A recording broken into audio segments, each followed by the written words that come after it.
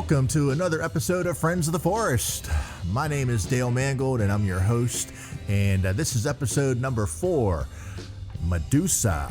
We're going to have a lot of guests appear on the show, so we're going to get right into things. But before we do, if this is your first time watching, my name is Dale Mangold. I'm the musical leader of Forrest Of FangHorn, and our brand new album Ents Marching just came out the other week.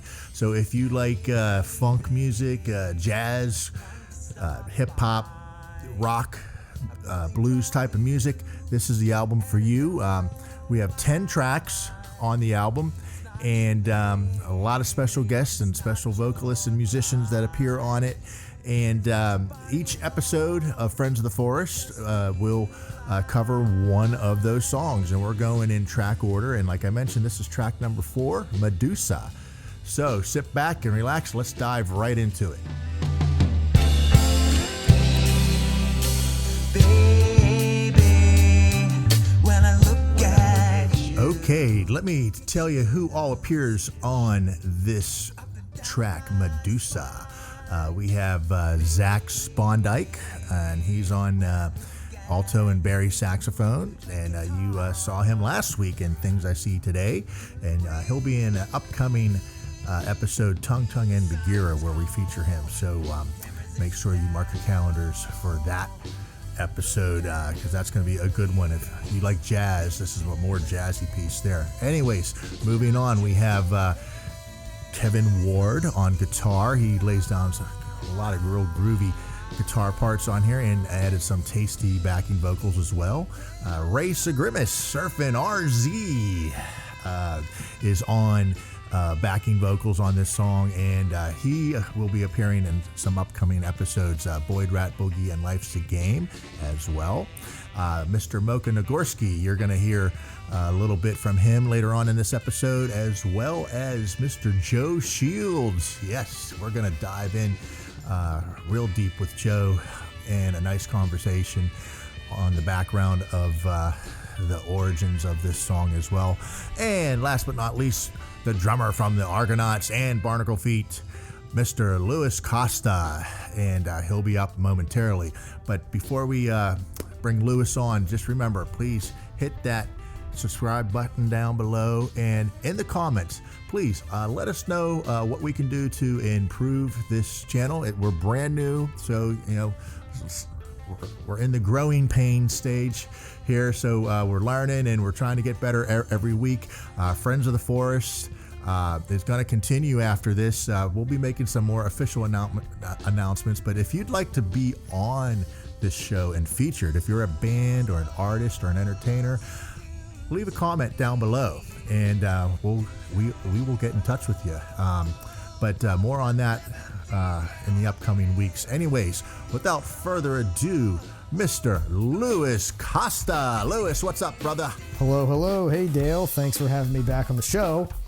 And I want to let everybody know that the Medusa single is going to drop on February 9th on all your favorite streaming services. So get out there and listen to it. Yeah, Medusa. This one we had demoed back in 2021 and came together and finished it for the FangHorn album. I think it turned out really great.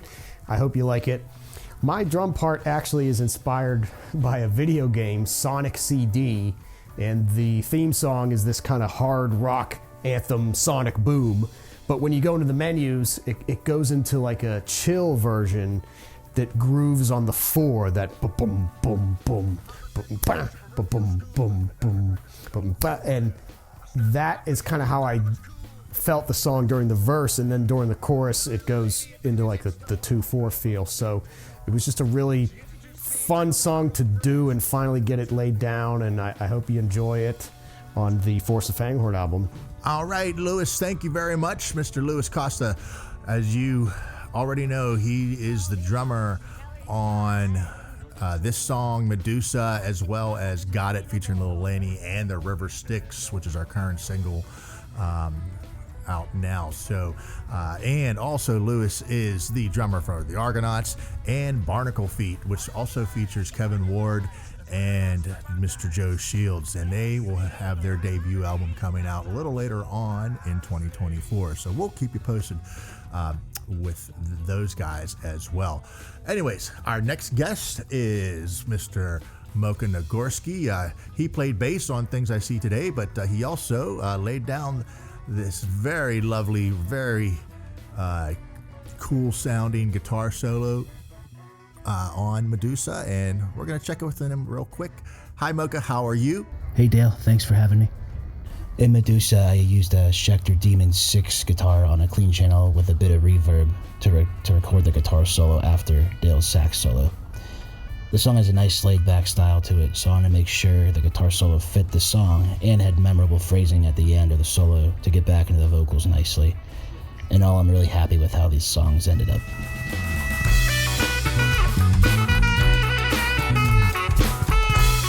All right, thank you, Mocha. It's always cool to have you on the show. And check out his band Guides if you like a little harder, heavier alternative rock. There's a little bit of metal in there. Definitely check them out. They're an up-and-coming band out of Western PA. All right, this is the part of the show. We started last week's segment called Pick My Brain. You know, how did I think of this song? Why did I write this song? I'm not going to say that much because we have Joe Shields coming up, who's really going to dive into the background of the song. But as being a member of the Argonauts, you know, Greek mythology based with our first album, and you know, we only wrote one song, We Are the Argonauts, that kind of had that Greek mythology motif. So I know Lewis and Shields and I mainly, and a couple of the other guys said, you know, yeah, you know, if we can write like another, you know, Greek mythology type theme, and well, Medusa was born, so to speak. And I'm going to shut up and let Joe Shields tell you more about it. Joe, welcome to the show, and let's just dive right into it. Let everyone know what we were thinking about with Medusa. Hey Dale, great to be here, man. So, the birth of Medusa. Ooh, birth, I like that. We really, as the Argonauts started playing live, and we had played our original songs a lot, we all started talking about, well, what is the next original song we'd want to write for the Argonauts, or what are some of the original songs we want to write for the next Argonauts album? Me specifically, I like to keep things fresh. I don't want to keep playing the same set over and over again. And I knew we had some musical themes we hadn't really done on the first album. One of the main ones being a kind of Hall & Oates love song. Yep. I really thought we could play up the ancient Greece angle. Yeah, and if you think about it, you know, we only had one song on the original album, We Are the Argonauts, that had that Greek mythology motif to it. And I think it was maybe Matt Needles was like, well, how about if someone seduces the Medusa? Yeah. That like you said, was kind of the birth of Medusa there. Right, it was just a thought in the air. And as we kept having practices and shows as the Argonauts, Dale and I kept talking about it. We both really wanted a song that was like that. Yep. And for me, it was important that it does, at least on its surface, appear like a real, authentic, you know, I really want you badly love song as the narrator of the song. Absolutely, you're right. And if we do play up that it's about Medusa, this fantastical Gorgon creature from ancient Greek mythology, that it's revealed near the end. Yes. So as we start to construct this song, you know, I'm thinking, well, what are my favorite types of those songs? I really like the song Deborah by Beck, for example, but it really didn't resemble much of that, but it was sort of in my mind. Like, I like the sort of jokey angle of this. Yep. Mm-hmm. Cringy and things like that, I don't care. To me, it has to just be interesting, right? And I think what we were really trying to do with the lyrics was put together something that was fun and sounded good musically. And that's where, we also talked about, the cleverness of the lyrics, like with some of the Here Come the Mummy songs, like Pants, Attack of the Wiener Man, Dirty Minds, having that just real subtle cleverness to it too, with the humor. And I remember early on, it was a kind of a descending chords on the piano, and I'm thinking, how do I make this sound more like a R&B Motown song? That's really what a lot of our motivation from the Argonauts is to get to that sound as much as we can, because we're all such big fans of it. So I'm thinking maybe a little Jackson 5. Ooh, I didn't know that. Jackson 5. Just start working on this bass line while he's playing that descending chords on the piano. And I think that was where we finally started solidifying what this song was going to be. Like I said, we quickly decided, was the Medusa thing a joke or not? Oh no, it wasn't a joke. Like we said, we wanted that cleverness. And ultimately, I think we got to a point with the lyrics where we were happy with it working as that being the song. So I want to say we got together with Kevin Ward, that is, and Louis Costa, our drummer, and we kind of laid down the foundation of it on a demo at Kevin's house. And we even a year before that, like you mentioned, had those real rough demo sessions at my place, just totally stripped down. With me just playing the basic piano part, and like you said, you and Louis, and then we didn't do anything with it for like a while, and then we did that thing at Kevin's. From that point, when Dale really started trying to put together this Forrest of FangHorn project, we both agreed we wanted to work on Medusa as part of that. Yep. So, I think we had a few sessions with it, and then we actually did play the song live at where was that? The Craft House, I think, as the Argonauts, which it was a pretty well received song from the set, I want to say.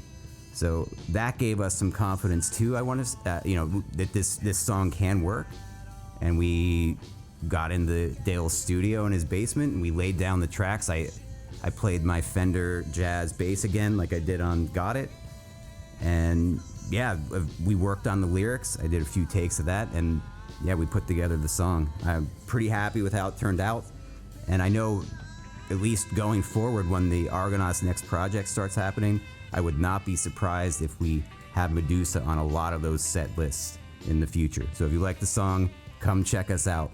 All right, thank you, Joe, for that excellent interview and very in-depth detail on the Medusa sessions. Thanks, man. Hey, thanks, Dale. Appreciate you having me here.